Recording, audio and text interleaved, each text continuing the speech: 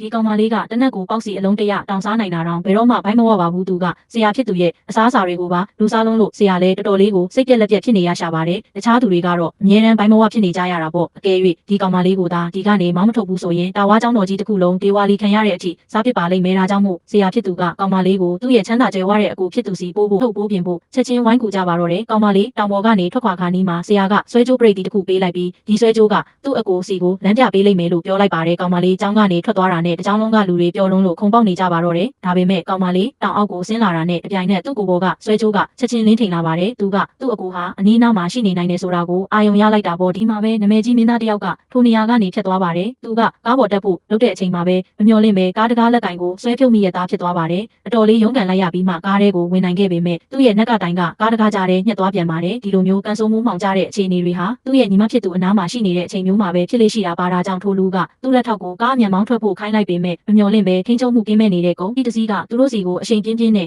ဦးတီမောင်းနေလာပါတော့တယ်ကံကောင်းကျင်တော့ကောင်မလေးကထိုနေရာကနေဖြတ်သွားပြီးဒီမတော်တဆမှုကိုတားဆီးပေးလိုက်နိုင်ပါတယ်ကောင်မလေးကကားတကားကိုဖွင့်ကြည့်လိုက်တဲ့အခါသူ့အကူကသတိမီမျောနေတာကိုတွေ့လိုက်ရပါတယ်သူကသူ့ရဲ့ဘူးတီးချောက်ထဲကနေဆေးလုံးတစ်လုံးထုတ်ပြီးအကူဖြစ်သူကိုတိုက်ကြွေးလိုက်ပါတယ်ခဏအကြာမှာပဲထိုလူသတိရလာပါတော့တယ်လက်ထောက်ဖြစ်သူကအခြေအနေကိုစစ်ဆေးဖို့သူ့ကိုကားပေါ်ကနေအမြန်တွဲခေါ်လာပါတယ်အဲ့ဒီအချိန်မှာပဲကောင်မလေးကသူ့ကိုတင်ကြက်ဖက်ထားပြီးအကူကြီးလို့အတန်ကျဲကြီးနဲ့အော်ခေါ်လိုက်ပါတယ်ဒါပေမဲ့ထိုလူကသူ့ကိုလုံးဝမမှတ်မိပါဘူးဘာလို့လဲဆိုတော့သူ့ညီမလေးပျောက်ဆုံးသွားခဲ့တာနှစ်ပေါင်းများစွာကြာခဲ့ပြီမို့လို့ပါထိုလူကကောင်မလေးရဲ့နွမ်းပါလာတဲ့အဝတ်စားတွေကိုကြည့်ပြီးသူ့နဲ့လည်းရုပ်ချင်းတော်တော်တူတယ်လို့ခံစားရပါတယ်ဒါကြောင့်ကောင်မလေးကိုအိမ်ကိုအရင်ခေါ်သွားဖို့ဆုံးဖြတ်လိုက်ပါတယ်အိမ်ရောက်တော့ထိုလူကကောင်မလေးကိုလှပတဲ့မင်းသမီးလေးဝတ်စုံဝတ်ပေးလိုက်ပါတယ်ဒါပေမဲ့မကြခင်မှာပဲကောင်မလေးကတကူမြားရံလာပါတော့တယ်ထိုလူမြင်တော့ချက်ချင်းပဲလာကူညီပေးပေမဲ့အကြောင်းရင်းကိုရှာမရဖြစ်နေပါတယ်အဲ့ဒီအချိန်မှာပဲဆရာဖြစ်သူခြံထားခဲ့တဲ့စာတိုလေးကိုသူမြင်သွားပါတယ်အမှန်တော့ဒီကောင်မလေးကကံကြမ္မာအရန်ဆိုးရတဲ့ဘဝကိုပိုင်ဆိုင်ထားတာပါသူက$ထက်တန်ဖိုးရှိတဲ့ဘယ်အရာကိုမဆိုထိတွေ့မိတာနဲ့တကူလုံးရရန်လာတတ်ပါတယ်ကောင်မလေးကိုဒီလိုကံကြမ္မာဆိုးကနေကယ်တင်ဖို့အတွက်$1သန်းလှူဒန်းရမှာဖြစ်ပါတယ်ထိုလူကချက်ချင်းပဲသူ့လက်ထောက်ကိုဖုန်းဆက်ပြီးအလှူငွေထည့်ဖို့ခိုင်းလိုက်ပါတယ်